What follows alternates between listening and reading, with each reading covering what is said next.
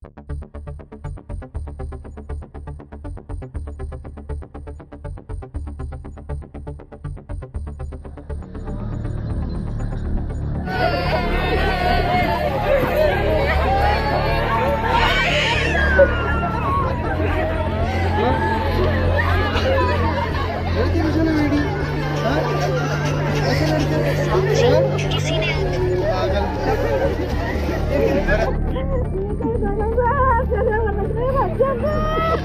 वगैरह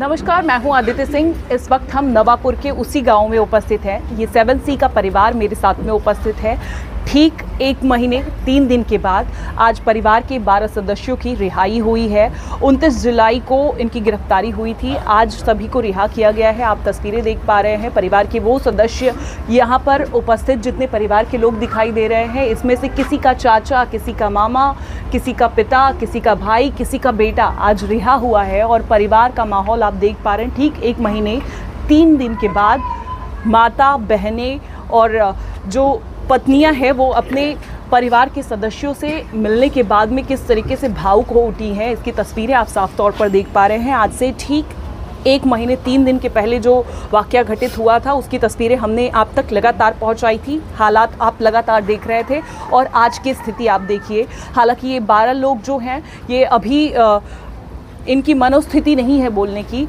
परिवार के लोगों से बातचीत करेंगे और जानने की कोशिश करेंगे कि क्या कुछ कहना है।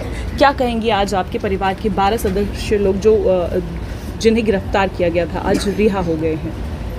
आज यांना इकडे बघून आम्ही अक्षरशः खूप भावुक झालेलो, खूप म्हणजे खूप। ह्याच्यात काही चुकी नसताना आमची नावं कोण दिली, काय केले आम्हाला काहीच माहीत नाही। ह्यात कोणाचीच काही चुकी नव्हती। ती नावं कुठनं गेल्यात तुम्ही शहानिशा करावी ही सरकारला विनंती करते। आणि एक विषय राहिला म्हणजे जेवढ्या आम्हाला मदतीसाठी आलेले, आम्हाला भेटण्यासाठी आलेले, त्यांचे मी मनापासून आभार मानते। त्यांचे खूप आभार आहेत त्यांचे। पण फक्त आम्हाला एवढंच की आता आमच्या पोटावर प्रश्न आलेला आहे। नाही आम्ही कुठे जाऊ शकत, नाहीच काय करू शकत, आमच्याकडे काहीच पर्याय नाही उरला आता फक्त एवढंच सरकारला विनंती आहे की जे काय विषय झाला त्याची शहानिशा करावी आणि आम्हाला रिसॉर्टची भरपाई देण्याचा प्रयत्न करावा, मी एवढंच सांगेन फक्त। क्या कहेंगी, एक लड़ाई में आप लोगों को सफलता हासिल हुई है, अभी दूसरा भी एक संघर्ष है। 5 करोड़ का रिसॉर्ट आपका जिस तरीके से ढाया गया उसे देखने के बाद में पूरा वसई विरार और यहाँ के स्थानीय भूमिपुत्र पूरी तरीके से त्राही कर रहे थे। आज ये लोग यहाँ पर, ये लोगों ने वो तस्वीरें नहीं देखी हैं, आज यहाँ पर आए हैं। निश्चित तौर पर जब वो देखेंगे तो इन्हें भी क्या महसूस होगा कि गलती नहीं थी जिसके चलते ये खामियाजा भुगतना पड़ रहा है। तो क्या कुछ कहेंगे? फक्त एवढंच की आम्हाला आता आमच्या सर्व रिसॉर्टचं काय झालं आहे ते व्हिडिओ बघितले असेल, सर्व ह्यांची हालत बघितली असेल। त्याच्यात चुकी नसताना आमची नावं गेली, नावं नसती गेली तर रिसॉर्टवर आलं नसतं आणि हे मध्ये नसते। फक्त ही नावं कोणी दिली हे फक्त आता शहानिशा करून आपल्या समाजाने आमच्या हे सर्व बघावं आणि त्याला शोधून काढावं। आणि फक्त आता आमचं रिसॉर्टचं काय झालं आहे त्याची भरपाई, नाही तर आम्ही उपासमारीची वेळ आलेली आहे त्याची भरपाई आम्हाला द्यावी, एवढंच आमच्यासाठी। क्या कहेंगी, आप क्या कहेंगी इस पूरे विषय पर? जिस तरीके से हमने दिखाया था, आपसे भी बातचीत की थी हमने, अब आगे की लड़ाई आता आम्हाला ह्या लोकांनी सगळं सहकार्य केलं, त्यांच्या मनापासून आभारी आहेत आम्ही, एवढंच आम्हाला मान्य आहे। सगळ्या लोकांनी आम्हाला सहकार्य केलं, आभार है त्यांचे मनापासून पूर्ण आम्ही आभार। 7C परिवार की ओर से आप सभी का आभार व्यक्त कर रही हैं, लेकिन इसी के साथ में 7C रिसॉर्ट को एक बार फिर से खड़ा करना ये आप लोगों की बड़ी लड़ाई है। अब आम्हाला आता रिसॉर्टचा मार्ग आहे ना काय करून दिला लोकांनी, हा सगळे मंत्री लोकांनी। आम्ही काय करणार, लहान मुलं आहेत आम्ही कुठे जाणार, आमच्या घरी खायला खेळायला परिस्थितीनं काय न मिळत आमच्या घरी। आम्हाला काय तो त्यांनी उपयोग करावे कुठेतरी, मंत्री लोकांनी कुठले तरी उपयोग करावे, आम्हाला एवढंच मान्य आहे आमचं। आम्ही इथे सर्व नवापूर काठेबाग गावामध्ये सर्व आमच्या भगिनी आणि बंधूंनी भगिनी सर्व हजर आहेत। आज आमची मुळं निपराध की जेणेकरून कुठलाही गुन्हा न करता त्यांच्या वर जो लादला गेला आणि त्यासाठी आज 1 महिन्यानंतर ते आज सुटून आलेले आहेत। त्यासाठी ज्या लोकांनी आम्हाला पक्ष, इतर जे सामाजिक कार्यकर्ते म्हणा इतर जे पक्षातले लोकांनी आम्हाला जी सहकार्य केलं आणि त्या पद्धतीने आम्हाला खरोखरच त्या लोकांनी कोर्टालासुद्धा जाब दिला की काही नसताना जर फुटेजमध्ये सर्व दिसतंय की त्याने निपराध आरोपी म्हणून जाहीर केलं गेलं आणि ज्या लोकांनी त्यांची विनानावे नावे दिली गेली आणि त्यांना पोलीस खातं तुम्हाला माहीत आहे की जेणेकरून त्यांना नावानिशी त्यांना अटकेस केलं गेलं आणि त्यांच्यावर गुन्हे दाखल केले गेले आणि आज 12 जणांना आज 1 महिना त्यांना कैदेमध्ये राहावं लागलं.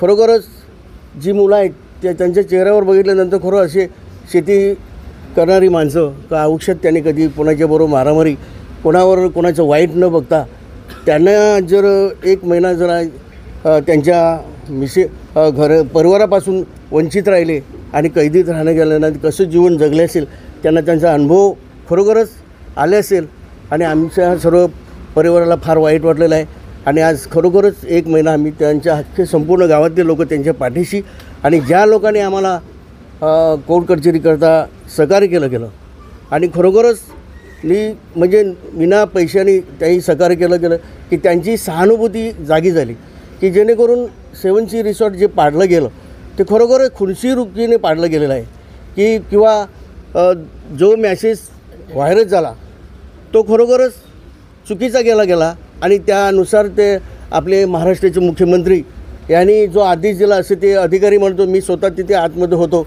आणि ते अधिकारी म्हणते आम्हाला आदेश आहे खरोखरच चुकीचा आदेश केल्यामुळे ते पाडलं गेलं आणि खरोखरच कुठलीही इन्क्वायरी न करता ते पाडलं गेलं ते फार चुकीचंच झालं असं आज समाज आज अख्खं संपूर्ण महाराष्ट्रामध्ये त्याचे वाचत आहे की जे तुम्ही जर तुमचा एखादी कारवाई माणसावर करायची असते पण एखाद्या वास्तूवर कारवाई केली गेली आहे आज ते त्यांचं जो 8-10 करोड रुपयाचं नुकसान झालेलं आहे आणि त्यांच्या घराची परिस्थिती बघा आणि त्यांनी काबार कष्ट करून लोन काढून केलेलं आहे आणि त्यासाठी ते कसं उभं राहील असं त्यांना आणखीन धक्का बसलेला आहे की आज ज्यांचा परिवार कसा उभा राहील त्याचा उदारनिर्वाह कसा होईल असं त्यांच्या खरोखरच आज ते 1 महिन्यानंतर बाहेर आल्यानंतर खरोखरच त्यांना असं वाटते की आपण काय करावं एकत्र आत्महत्या करावी का जगायचं कसं असं त्यांना खरोखरच त्यांची आत्मा हे झालेलं आहे. परंतु सर्व मी एकच आपल्या समाजातील खरंच आजूबाजूच्या समाजाला मी एकच रिक्वेस्ट करून विनंती करते की ज्या ठिकाणी त्यांना जी